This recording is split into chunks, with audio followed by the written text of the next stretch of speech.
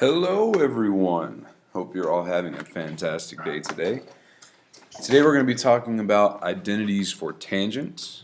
So far everything we've been dealing with is cosine and sine primarily, and then a couple of cosecants and secants. But there are other identities for tangent that make this really useful, and they're given right down here.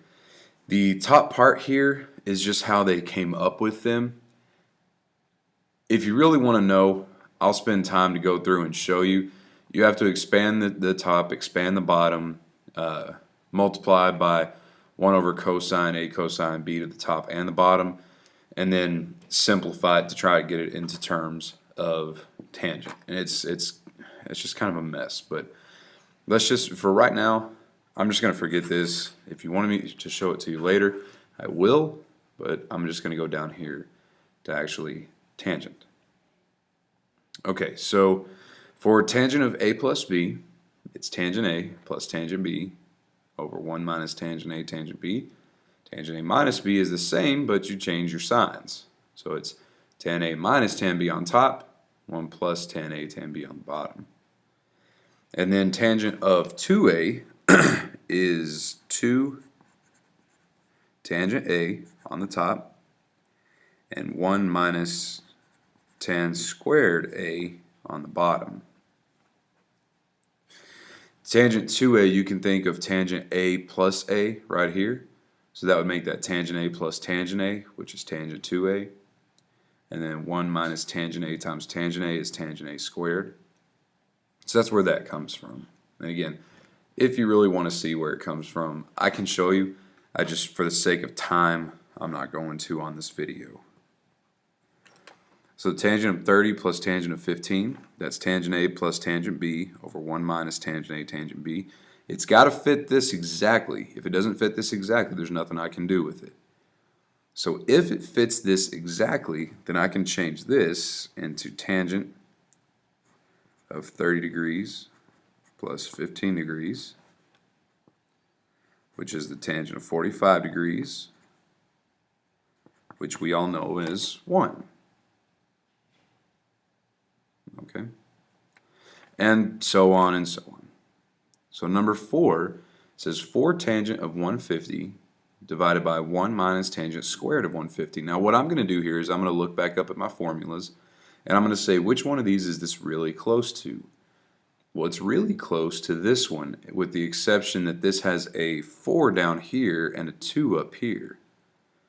So just like before, I'm going to force this to become, I'm going to force this 4 to become a 2. So what I'm going to do is factor out a 2, and it'll be 2 tan 150,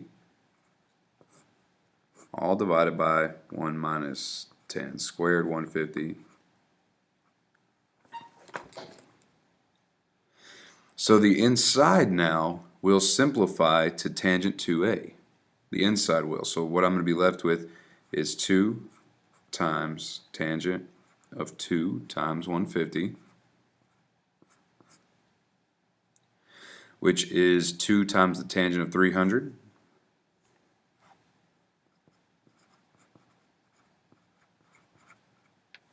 Okay. And the tangent of 300 is let's see, 300 degrees is in the 4th quadrant. Reference angle is 60, so that'd be a negative square root of 3 over 2. Or a negative square root of 3, rather. 2 times negative square root of 3, which is just negative 2 square root of 3. Okay, so again, all I'm doing here is looking back at my formulas, just like before, and I'm plugging in what I see that I can simplify. Alright? Let's keep going here. Number 5, these are the ones that everybody loves. If tangent A is 1/3 and tangent B is 1/2, find tangent of A plus B and tangent 2B. Now in this case, I don't have to draw an angle because it's not really required. If you look at my formulas, tangent A and tangent B is all I need. Now if I was given sine and I had to find cosine, I'd have to draw something. But here, I can pretty much just go straight to plugging in. Tangent of A plus B From your formula, you know it's tan A plus tan B over 1 minus tan A times tan B. So just plug in. Tangent of A is 1/3 plus tangent of B is 1/2 over 1 minus 1/3 times 1/2. Now when you do this, you end up with having to get common denominators. So for the top 3 and 2, common denominator is 6. For the bottom, you have 3 times 2, which is 6 already. So how about we do this? How about we get rid of all these fractions? How about I just multiply, well here, let me do this first. 1/3 plus 1/2 over 1 minus 1/6. Multiply those two fractions on the bottom out here. Well, how about I get rid of all these fractions? How about I multiply everything, top and bottom, by 6? That goes here and here. That goes here and here.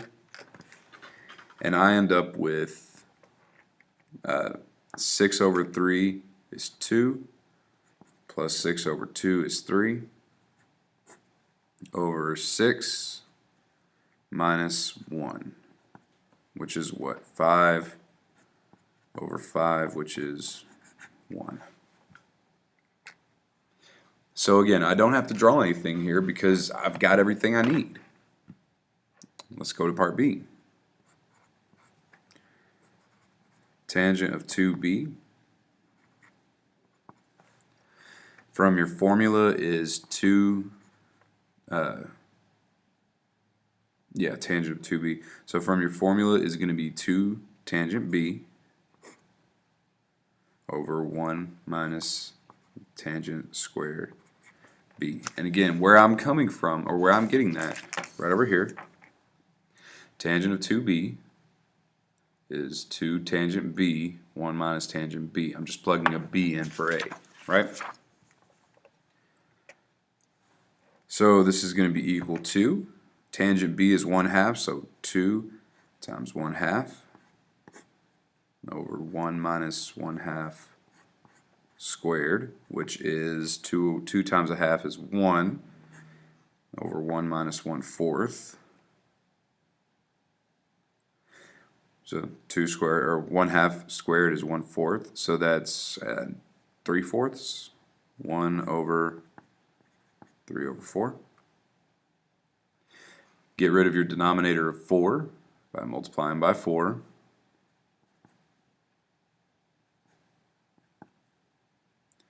And you get 4/3. Not too shabby, is it? So again, all you're doing is just using your formula and plugging in. Number 6. Alpha is somewhere between pi over 2 and pi, so I'm probably going to have to end up drawing this one. And beta is somewhere between pi and 3 pi over 2. So let's go ahead and draw them real quick. Here's alpha, somewhere between pi over 2 and pi. So here's alpha. Right here is alpha. Beta is somewhere between pi and 3 pi over 2, so here's beta.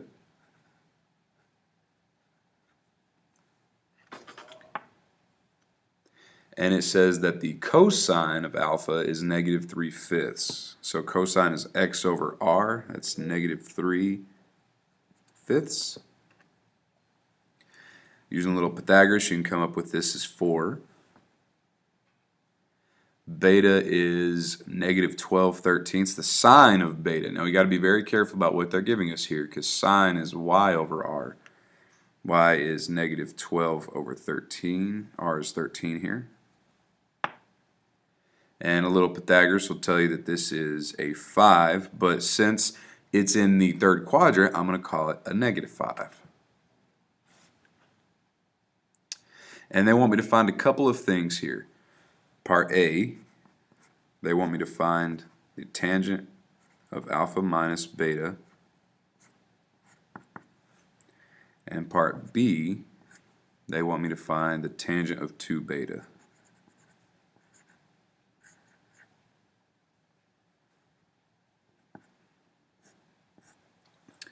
Something like these.